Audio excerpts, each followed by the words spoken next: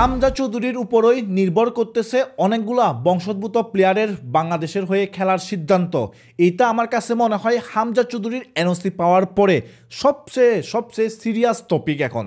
কারণ এই হামজা চৌধুরীকে আমরা কিভাবে ট্রিট করতেছি, এই হামজা চৌধুরীর বাংলাদেশের হয়ে খেলার যে সিদ্ধান্ত ওইটা কতটুকু সাকসেসফুল হচ্ছে, ওইটা কিন্তু আমাদের আরও যে বংশোদ্ভূত প্লেয়াররা আছে ওরা নজর দিয়ে রাখবে। তো হামজা চৌধুরী যদি বাংলাদেশের হয়ে খেলার সিদ্ধান্তটা আমরা সাকসেসফুল করতে পারি, হামজা চৌধুরী যদি বাংলাদেশের হয়ে ওর ইন্টারন্যাশনাল ক্যারিয়ারটা ফ্যান্টাস্টিক করতে পারে, হামজা চৌধুরীকে যদি আমরা আমাদের টিমে ভালোভাবে কাজে লাগাইতে পারি, হামজা চৌধুরীকে যদি আমরা ভালোভাবে ট্রিট করি, তাইলে অবশ্যই বংশোদ্ভূত প্লেয়াররা বাংলাদেশের হয়ে খেলার জন্য আরও বেশি আগ্রহী হবে, সেটা আমি কনফিডেন্সের সাথে বলতে পারি। এই কারণে আমি বারবার বলতেছি হামজা চৌধুরী বাংলাদেশের হয়ে এনওসি পেয়ে গেছে খেলার জন্য, সেটা ওকে, কিন্তু পরবর্তী আমাদের আরও বেশি চ্যালেঞ্জের সম্মুখীন হইতে হবে।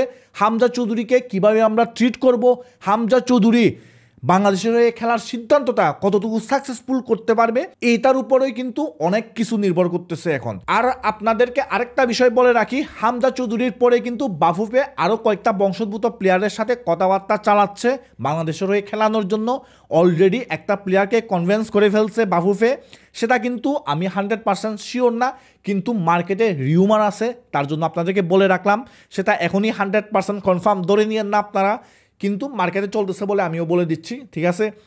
তো এরপরে একটু আসি আবার হামজা চৌধুরীর ব্যাপারে। হামজা চৌধুরীকে আমরা মাঠে এবং মাঠের বাইরে কিভাবে ইউজ করব সেটা নিয়ে আমার কিছু মতামত আছে। দেখেন, মাঠের ভিতরে কিভাবে ইউজ করব সেটা আমি পরবর্তী একটা ভিডিওতে বলবো একেবারে ডিটেলসে।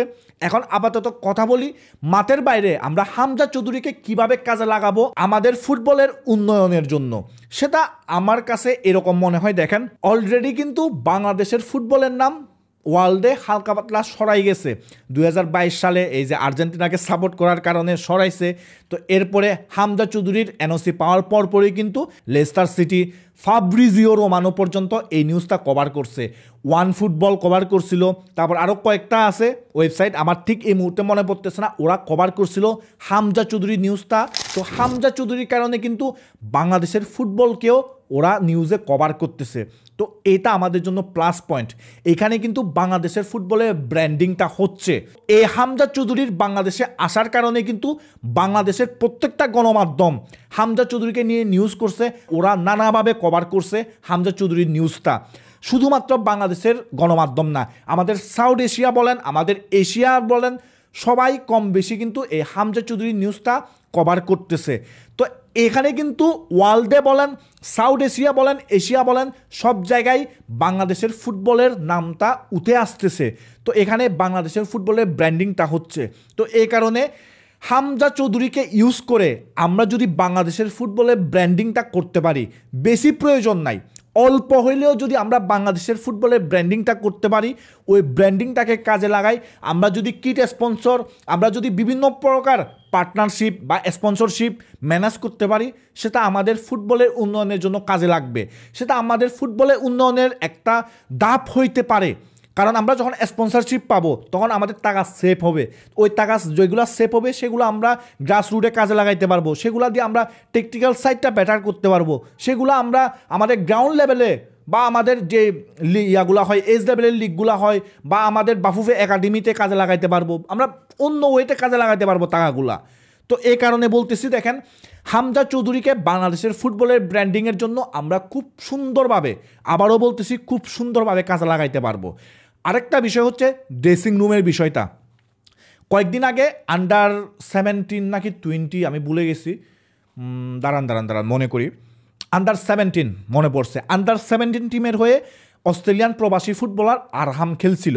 আরহাম খুবই ফ্যান্টাস্টিক একজন ফুটবলার, কিন্তু ম্যাচুরিটির অভাব। অবশ্যই সেটা হওয়ারই কথা, কারণ 17 বছর বয়সে এত আহামরি কোনো ম্যাচুরিটি থাকবে না একজন ফুটবলারের মধ্যে।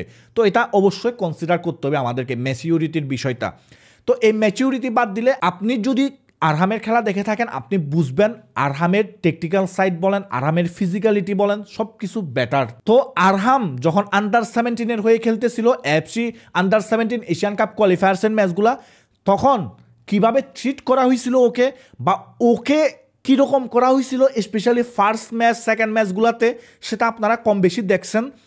সেটা আমি বলবো না 100% ওই রকম করা হয়েছে, কিন্তু আমি মানে খেলা দেখে আমারও ওই রকম লাগছে যে ওকে একটু বল পাস দেয়া হচ্ছে না, ও ফ্রি থাকার পরেও ওকে বলগুলা পাস দেওয়া হচ্ছে না, ও খালি থাকলেও বলগুলা সেন্টার থেকে ওর অপোজিট উইংয়ে পাস করে দেওয়া হচ্ছিল। তো এগুলা একটু দৃষ্টিকটু লাগছে আমার কাছে। আর আমি আবারও বলতেছি, সেটা একেবারে 100% ওকে পাস দেবে না ওই রকম ইন্টেন্সিটি হয়তো বা ছিল না, কিন্তু দৃষ্টিকটু লাগছে। যারা ম্যাচগুলো দেখছে তারা সবাই বলছে এই কথা, আমিও বলতেছি। তো এই কারণে এখন হামজা চৌধুরী আসবে। হামজা চৌধুরী আসার পরে ড্রেসিং রুমটা কন্ট্রোলে রাখা অনেক বড় একটা ব্যাপার হয়ে যাবে বাফুফের জন্য, বা আপনার আমাদের যে কোচ থাকবে, ধরেন হাবিয়ার ক্যাবেরা থাকলে হাবিয়ার ক্যাবেরার জন্য। কারণ ড্রেসিং রুমের পরিবেশ যদি একবার এদিক ওদিক হয়, একবার উল্টাপাল্টা হয়, তাহলে শেষ। মাঠের পারফরমেন্স খারাপ অটোমেটিক হয়ে যাবে, তার সাথে সাথে মাঠের বাইরেও নানা রকম ঝামেলা শুরু হয়ে যাবে গা। তো হামজা চৌধুরী আসার পরে এই ড্রেসিং রুমের পরিবেশটা কন্ট্রোল করা জানতে হবে আমাদের যে কোচ থাকবে ওই কোচের। আর ড্রেসিং রুমটা সবসময় কন্ট্রোলে রাখতে হবে, তা না হলে কিন্তু অনেক কিছু হয়ে যাইতে পারে। এখন এই ড্রেসিং রুমটা কন্ট্রোল রাখার পিছনে সেখানে বড় ভূমিকা রাখবে হচ্ছে আমাদের যে লোকাল প্লেয়ারগুলা, বা আগে থেকে যারা ন্যাশনাল টিমে খেলে ওই প্লেয়ারগুলা। এখন ওই প্লেয়ারদের মাইন্ডসেট কীরকম ওইটার উপরে অনেক কিছু নির্ভর করবে।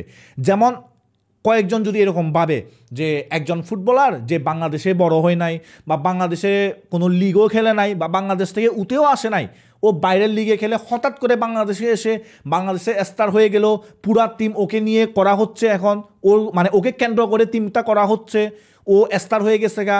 তো এটা যদি ও সহ্য করতে না পারে, তাহলে তো পুরা টিমের পরিবেশ খারাপ হয়ে যাবে গা, ড্রেসিং রুমের পরিবেশ খারাপ হয়ে যাবে গা। আর যদি এরকম মনে করে ও বাইরে খেলে আসছে, ওর ভিতরে অনেক এক্সপিরিয়েন্স আছে, অনেক ক্রুশিয়াল মোমেন্টে ও পারফরমেন্স করছে, ওয়ার্ল্ডের বেস্ট লিগে খেলতেছে, ওর এক্সপিরিয়েন্সগুলো থেকেও আমরা কিছু শিখবো, ও ওয়ার্ল্ডের বেস্ট লিগে কী কী শিখছে তার থেকে আমরা অল্প কিছু হইলেও শিখবো, এরকম যদি মাইন্ডসেট নিয়ে আমাদের লোকাল প্লেয়াররা চলাফেরা করে, তাহলে তো কোনো প্রবলেম হবে না। আবার ওই যে কিছুক্ষণ আগে বললাম, একটু জেলাস মুড নিয়ে যদি চলাফেরা করে হামজা আসার পরে, তাহলে হয়তোবা ড্রেসিং রুমের পরিবেশটা এলোমেলো হয়ে যাবে গা।